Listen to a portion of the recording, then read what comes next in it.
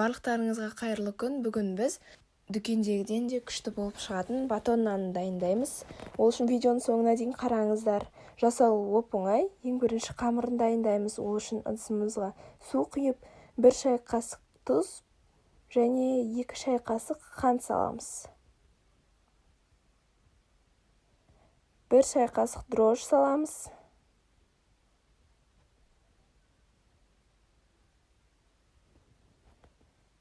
Және 3-4 ас қасық шамасында сұйық майымызды құямыз.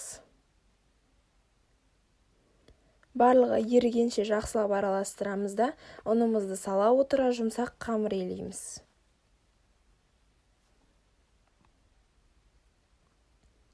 Қамырды мен басында қасықпен араластырып аламын. Кейіннен қолмен елесеңіз жұмсақ болады. Қамыр осындай болып шығады. Сосын оның бетінен пищевой пленкамен орап, 1-1,5 сағат шамасында жылы жерге қойып қоямыз. Қамырымыз көтерілген соң, қамырымызды алып, ұнның көмегімен осылай бөліп, 4 бөлікке бөлеміз.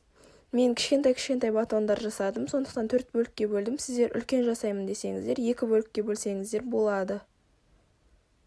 Кейін 2-3 литр шамасында су қайнатып, оған 1 шай қасық соданы салып, жаңағы қамырымызды осыған 1-2 минутқа салып аламыз.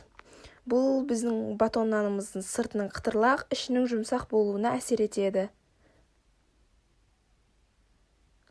Осылай алып, пешіміздің табасына пергамент қағазын төсеп, соның үстіне қоямыз.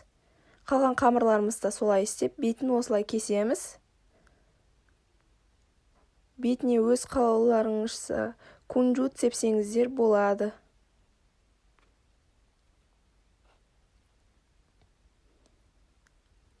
градуста пісіріп аламыз. Осымен біздің батон нанымыз дайын. Видео ұнаса лайк басып, YouTube каналыма тіркеліп кетіңіздер. Бұдан да күшті рецепттермен бөлісетін боламын. Жасап көріңіздер, оп-оңай, өте дәмді.